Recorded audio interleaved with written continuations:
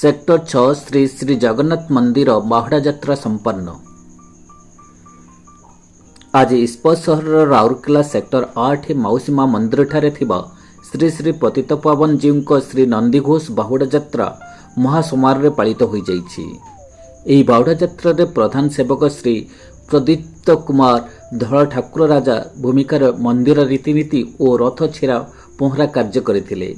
मंदिर उपसभापति श्रीजुक्त दिलीप कुमार दास तत्वावधान रे बाहुड़ा यात्रा कार्यक्रम सुचारू रूपे करा जायतिला। अन्यमानक मध्य सर्वश्री अशोक कुमार स्वाई, देवेंद्र नाथ आचार्य, सुभाष चंद्र पात्र, सौम्य राउत, उत्तम साहू, सरोज नायक, राममोहन नायक, प्रशांत बारिक, अमूल्य नायक, मनोज मिरकाफ, रविनारायण राउत, मनोरंजन सामल, गणेशो राय, प्रसन्न रथ, रमाकांत बेहरा, लोकेश राउत, सुधीर पांडव, आदित्य राउतराय, श्रीदान मलिक, दुल्ला महानंद, दयानिधि जेना, दिव्यरंजन दास, तापस बारिक, सत्यजित स्वाई, सदाशिव पात्र, श्रीमंत नंद प्रमुख बाहुड़ा यात्रा नेतृत्व नहीं। रथ सेक्टर 8 स्थित श्री गुंडीचा मंदिर रथ बाहरी जुबिल पार्क सेक्टर 7-17 छक टेलीफोन भवन नीलचल कार्यालय दे श्रीमंदिर रे ठाकुर पहुंची।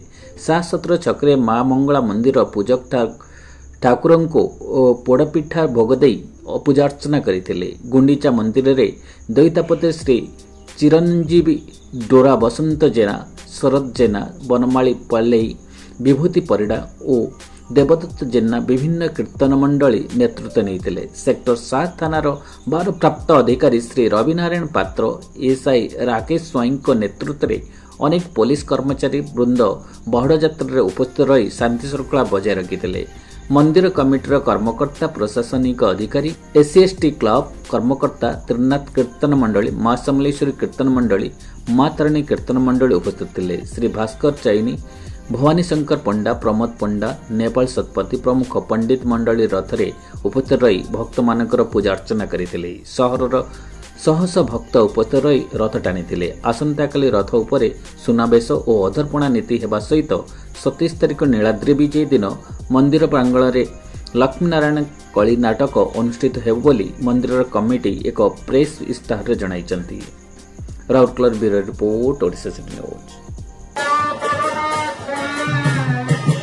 Oh,